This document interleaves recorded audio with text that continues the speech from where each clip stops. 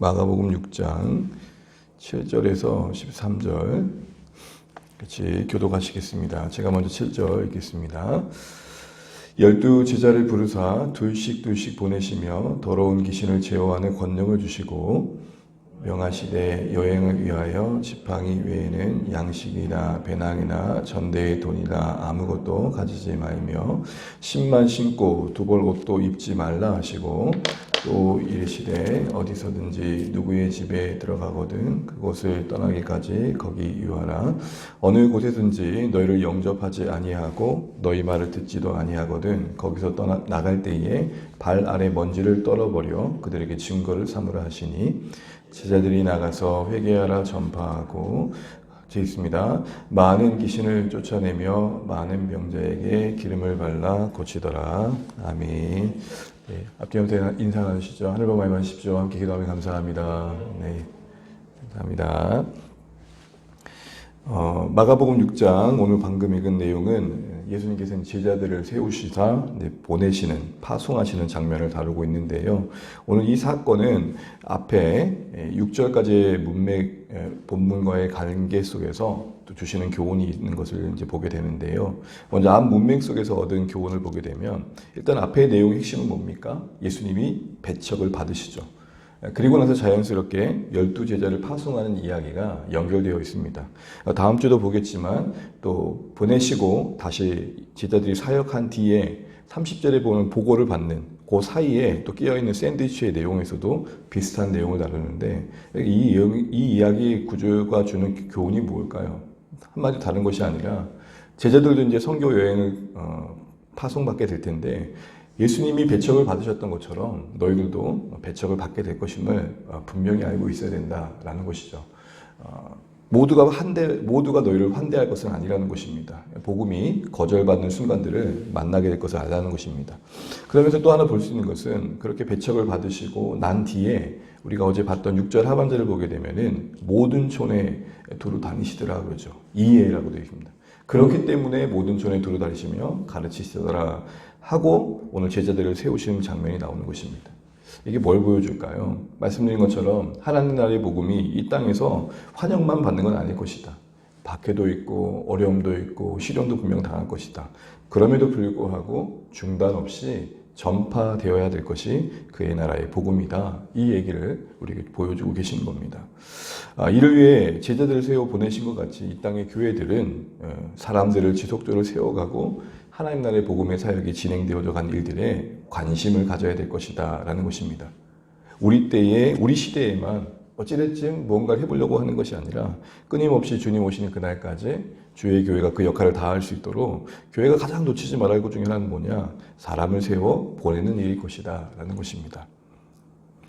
그러면서 이걸 위해 우리가 분명히 해둘 게 뭘까요? 오늘 이 제자들 세우시고 부르시는 장면 속에서 우리가 제자들을 부르셨던 그 첫 순간을 떠올려 보게 됩니다. 여러분 마가복음 1장 17절에 보게 되면은 나를 따라오너라 하면서 하신 말씀이 뭡니까? 나는 너희를 사람 낚는 어부 되게 하겠다.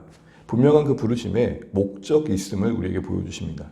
마가복음 3장에서도 14절 이하에 이렇게 말씀하시고 세우신 뒤에 12를 세우신 뒤에 함께 있게 하시고 보내사라는 파송의 내용이 나옵니다.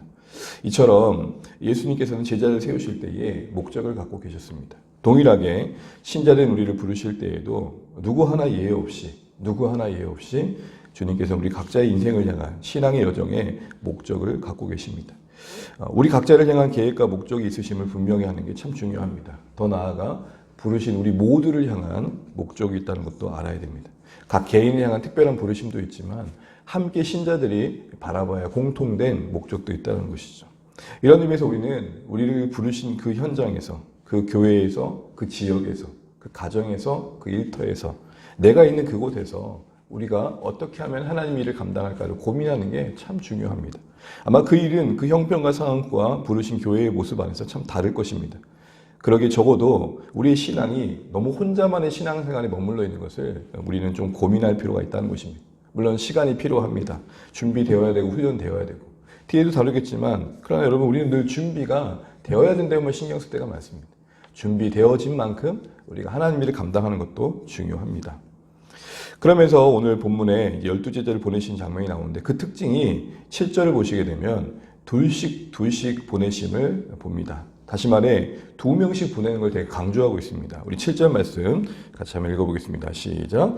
12제자를 부르사 둘씩 보내시며 더러운 귀신을 제어하는 권능을 주시고 보내시는데 2명씩 보내셨다고 합니다. 왜 이런 질문을 해보는 거죠. 왜 굳이 2명일까요? 혼자만 가도 될 건데. 혼자 가면은 사역이 안 돼서 그럴까요? 오늘 2명이라는 의미는 여러 가지로 해석됩니다만 가장 중요한 것은 증언의 효력입니다. 당시 율법의 기준으로 보면 혼자 가서 아무리 떠들어도 안 믿어줘요. 그게 아무리 사실이라 하더라도.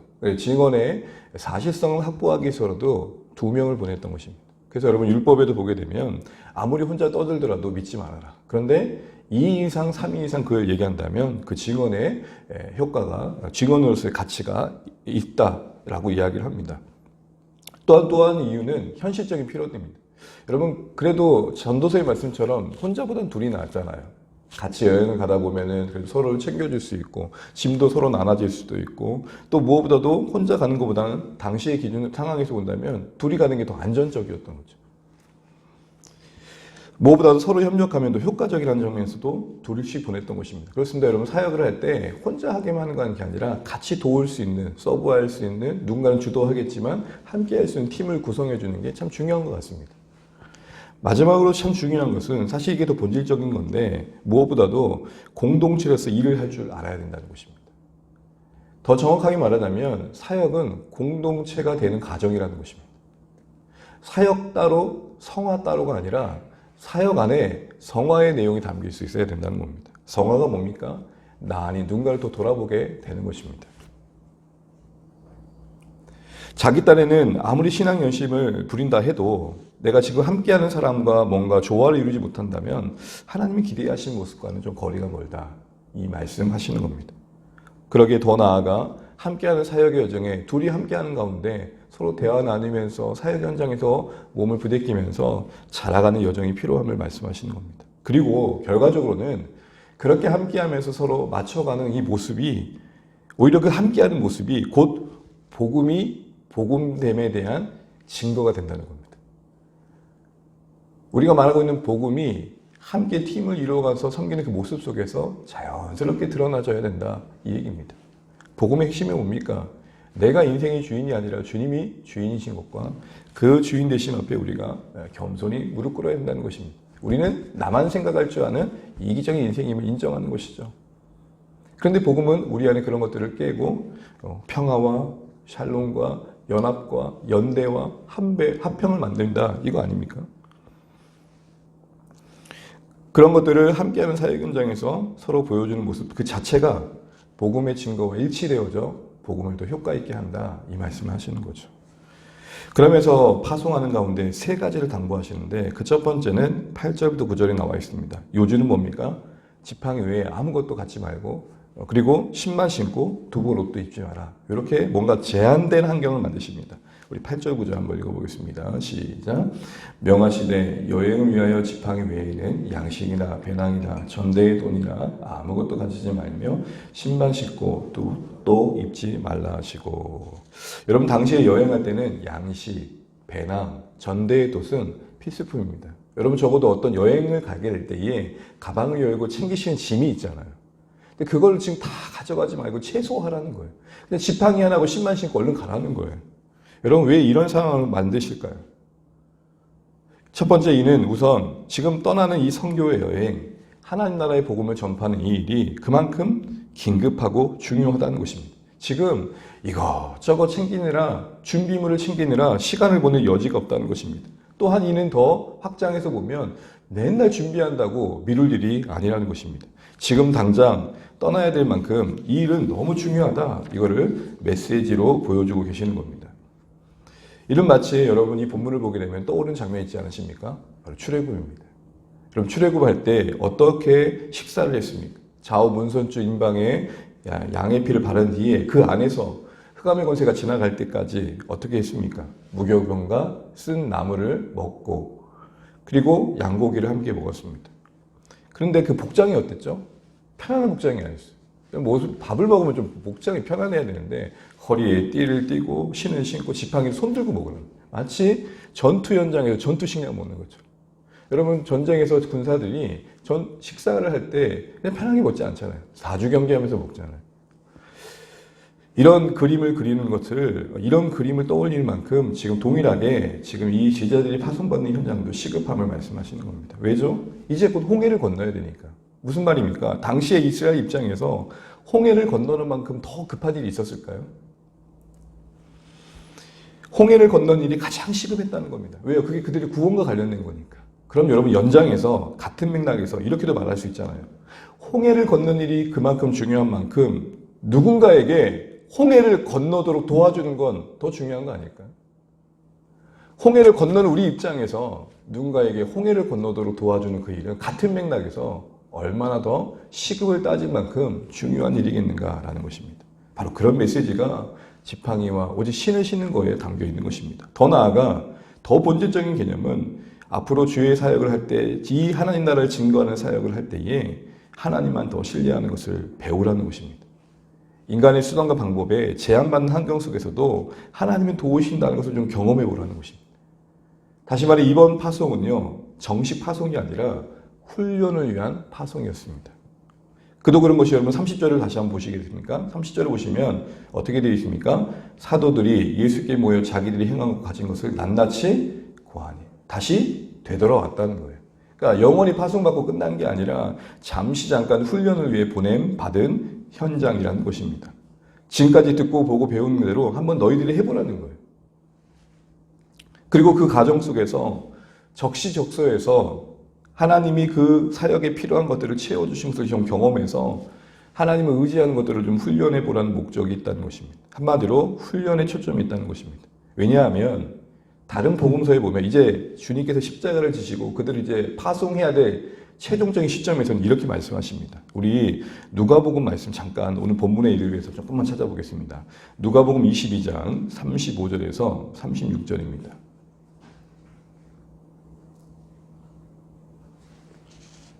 누가복음 22장 35절에서 36절입니다.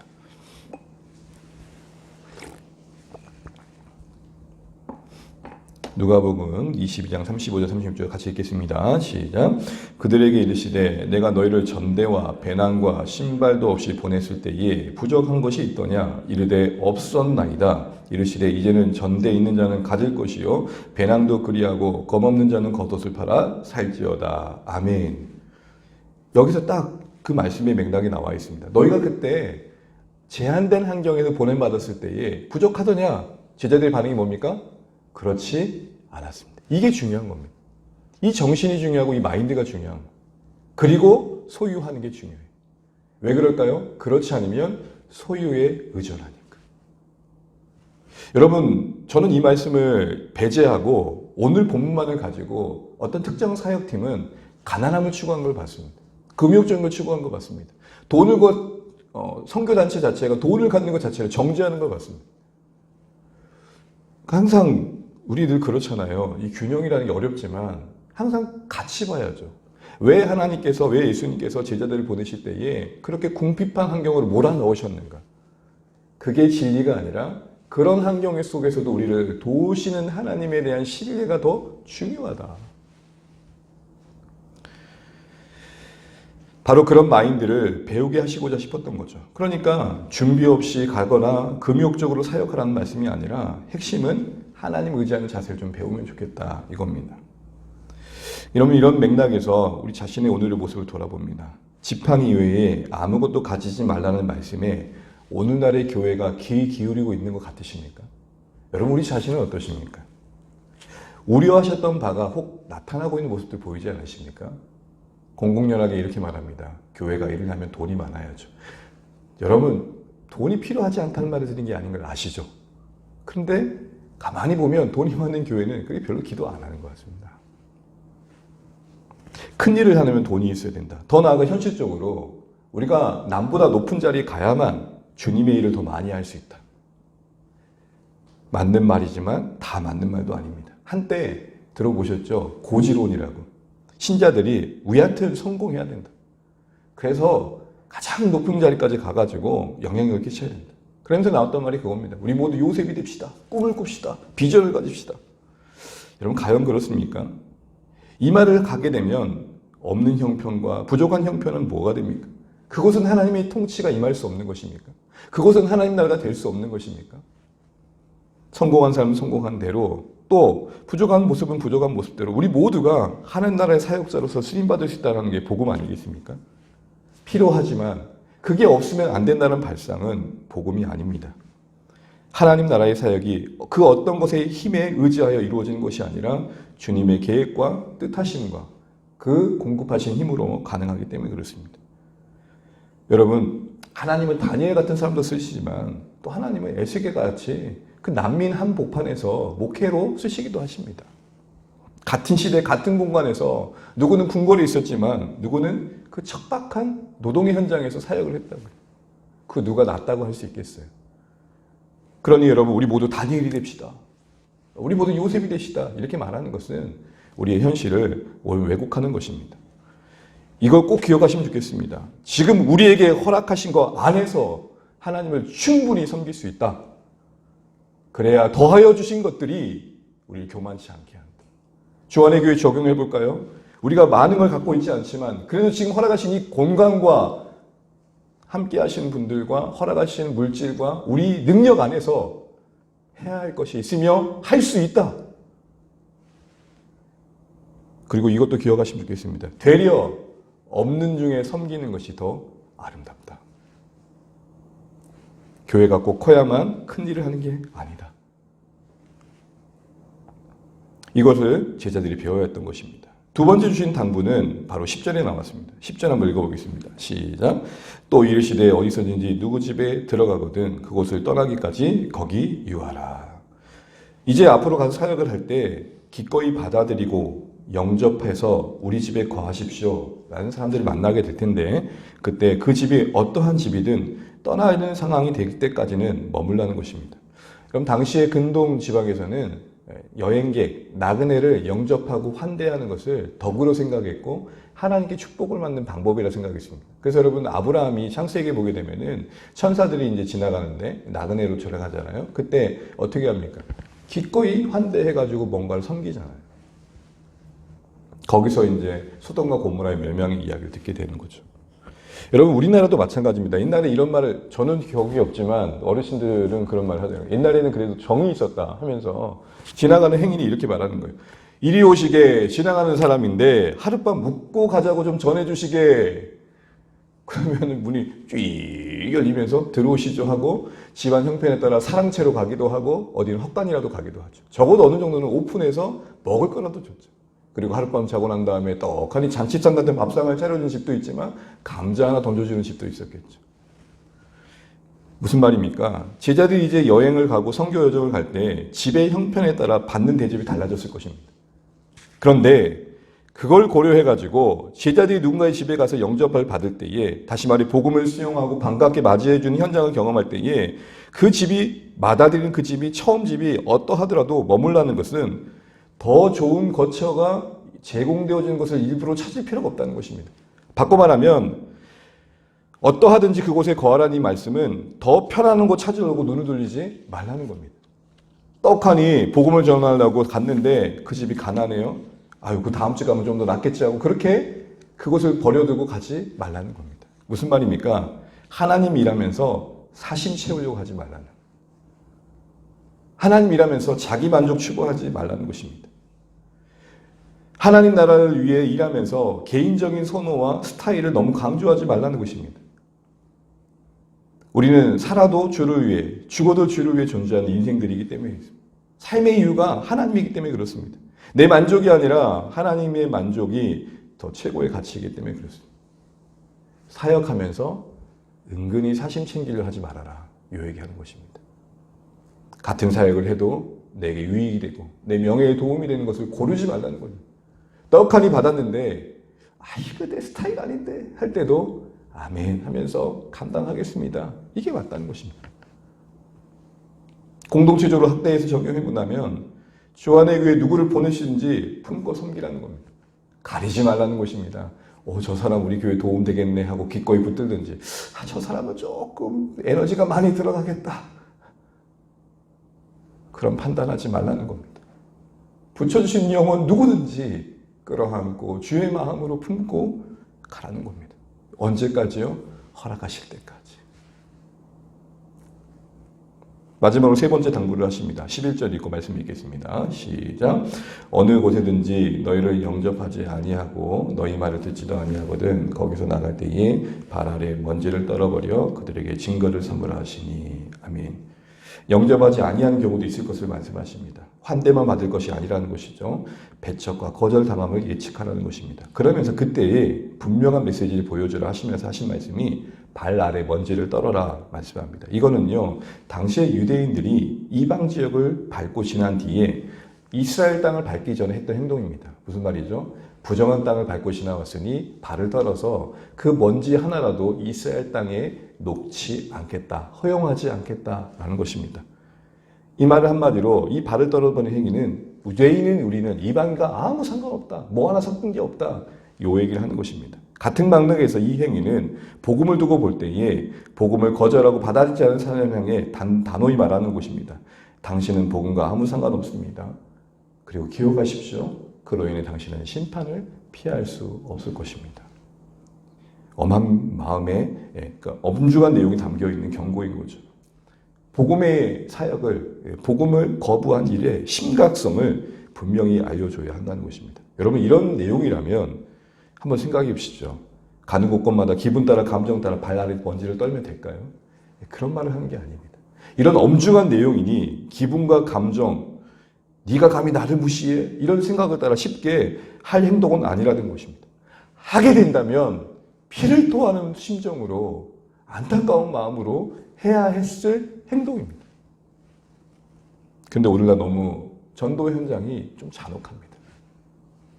지금 당장 영접지 않는다고 너무 쉽게 발에 먼지를 떠는 행위를 막, 이 저주받을 인생, 지옥 갈 인생. 우리는 믿었고 너는 믿지 않았어. 이런 사실로 서로를 바라보는 것 자체가 이미 은혜가 상실된 것입니다. 우리가 어떻게 믿게 되었는지를 기억해야 되는 것이죠. 그런 마음으로 누군가 거부하는 현장을 만날 때에 참 안타까운 심정으로 그 상황을 대하고 그대로 대할 수 있어야 된다라는 맥락 속에서 이 행위가 받아들여집니다.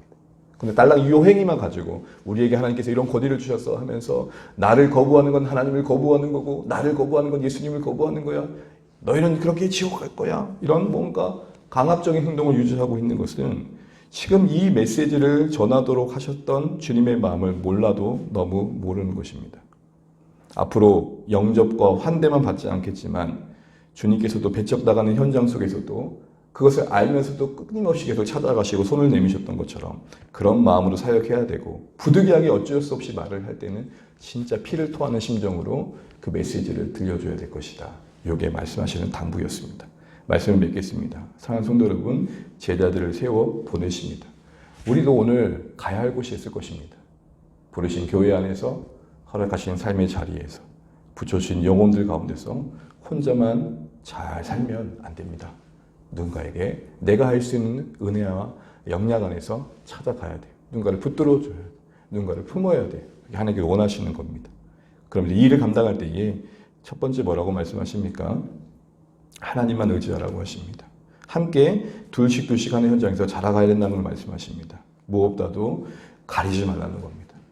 사심 챙기지 말라고 말씀하십니다. 떡하니 만나게 하신 그 사람을 하나님께서 붙여주신 영혼 줄 알고 감당할 수 있어야 된다. 오늘 이 말씀 우리에게 주십니다. 오늘 제자를 보내시고 파송하시는 가운데 당부하셨던 이 내용들, 그 안에 담긴 교훈들 기억하시면서 오늘 우리도 허락하시는 하루 삶의 자리를 주의 뜻을 따라 살아낼 수 있는 복된 우리 귀한 주 안의 가족 되시길 축복합니다. 찬양하겠습니다. 찬송가 516장 찬양하겠습니다. 옳은 길 따르라 우리에게 찬양하고 기도하겠습니다.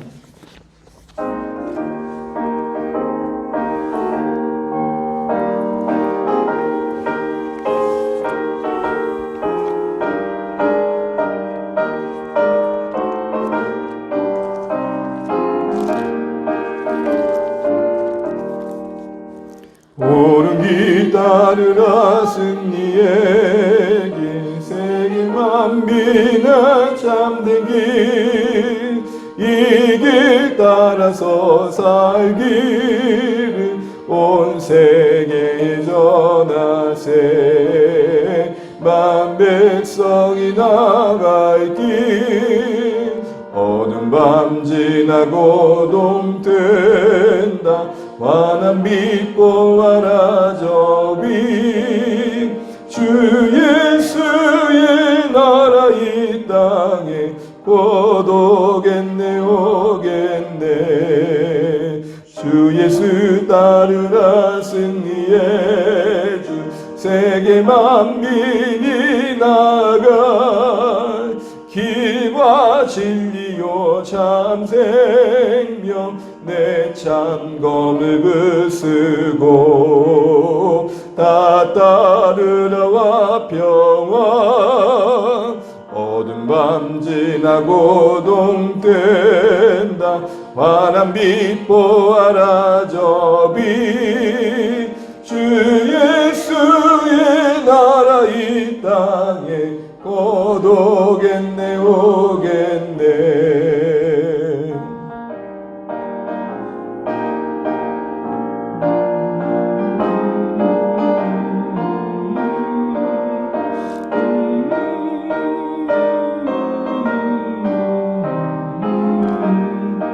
놀라운 이 소식 알리어라. 놀라운 이 소식 알리어라. 세계 만민을 구하려 내 주 예수를 보내신 참 사랑의 하나님, 만 백성이 따르기. 아멘. 어두운 밤 지나고 동뜬다. 환한 빛 보아라 저 빛, 주 예수의 나라 이 땅에 곧 오겠네 오겠네. 고난 길에 치고 찾아온 길, 많은 백성을 구한 길, 모두 나와서 믿으면 온 세상이 마침내 이 진리에 살겠네.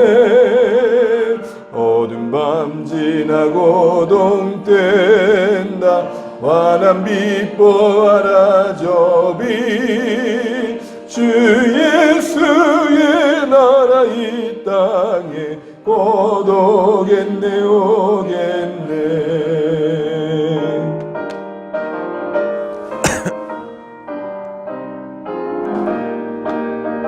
아멘. 기도하겠습니다. 오늘 돌아가신 한 날 말씀 가운데 시작하시는 감사합니다.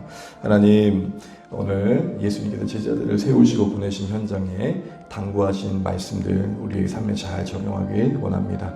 하나님만 의지하게 하시고, 또한 우리가 허락하신 영혼들, 만나 계신 사람들 가리지 않게 하시고 주의 마음으로 품게 하시되, 때로는 하나님 나라의 그 어미하심을 전할 때에 안타까운 마음으로 전할 수 있는 우리의 심령 되길 소원합니다.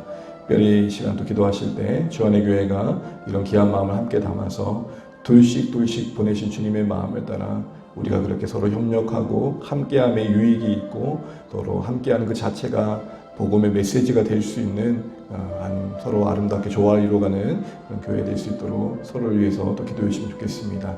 특별히 오늘 또 목장을 위해 기도하시고, 또 다가오는 주일 예배 가운데 은혜 있도록, 말씀 앞에 결단이 있도록, 정말 예배 현장에 우리 온 영육을 고치시고 회복시키시는 하나님의 실질적인 임재가 정말 우리 가운데 있도록 기도해 주시기 바랍니다. 이 시간 특별히 또 자녀 세대의 기도가 좀 있겠습니다. 이제 9월부터 새로운 2학기 감당하는데 학교 생활 잘 적응하고 만남의 축복이 있도록 기도해 주시되, 우리 고3, 우리 효은이, 그리고 우리 윤선자매 자녀 준범이 기도해 주시되, 진로를 위해 가는 가정 속에 하나님의 선하신 이끄심이 있도록 잘 분별할 수 있도록 용기 주시라고 기도하시면 좋겠습니다. 더하여 우리 시연이 4개월 정도의 시간 잘 보내게 오게 하시되, 그곳에서도 하나님께서 선하게 인도하셔서 영적으로 잘 깨어 있도록 잘 배우고 또 기도해 주시면 좋겠습니다. 그 우리 자녀 세대들의 삶을 위해서 기도해 주시고, 특별히 또 우리 은하자매님이 또 코로나 확진이 걸려서 좀 집에서 이렇게 치료 중에 계신데 잘 회복될 수 있도록 또 기도해 주시면 좋겠습니다. 우리 성도님들이 강건하게 이 시간들을 잘 지나갈 수 있도록 기도해 주시고 태풍이 염려가 되긴 하는데 하나님 은혜 주셔서 그래도 좀 안전하게 이런 시간들이 잘 지나가게 해달라고 피해가 최소화되는 방향으로 인도해 주시고 또 나라와 정부도 이런 사건들 잘 대처해 해달라고 또 기도해 주시면 좋겠습니다. 이 시간 또 기도하실 때 또 각자 기도 제목 가지시고 또 기도하시다가 오늘 하루도 주 안에서 주님의 사랑 안에서 승리하시길 축복합니다. 같이 기도하시겠습니다. 하나님 아버지 은혜를 감사합니다. 우리 돌아가시는 날 이렇게 함께 기도하게 하시고 주의 도우심과 긍휼을 구하며 하루를 시작하게 하시는 감사합니다. 하나님 아무것도 가지지 말고 여행을 떠나는 그 여정 속에 하나님 우리 하나님의 의지가 중요함을 배우게 하시는 감사합니다. 우리가 가지고 있는 것들이 우리에게 힘이 되지 않게 하시고 오직 주님의 힘으로 주님이 공급하신 은혜로 사역을 감당하기 원합니다.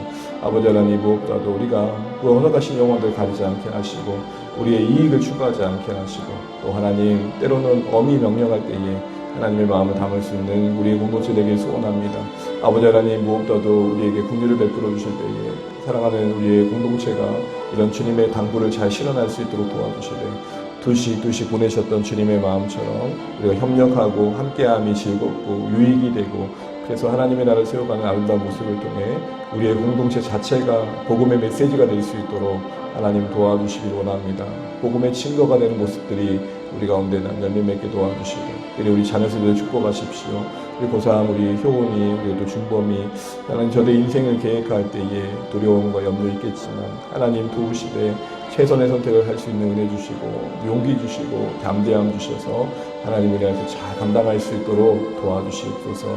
선하게 이끌어 주시고 인도하시옵소서. 우리 시간을 기억하시고 또 우리 사랑하는 성도들이 건강을 붙들어 주셔서 하나님 이 시간들 강건하게 보내게 하시되 우리 은하자매님 이 시간들 건강할 수 있도록 도와주시고 함께하여 주시옵소서. 주님 동리를 베풀어 주시옵소서. 하나님 도와주시옵소서. 아버지 우리가 함께 기도하며 나갑니다.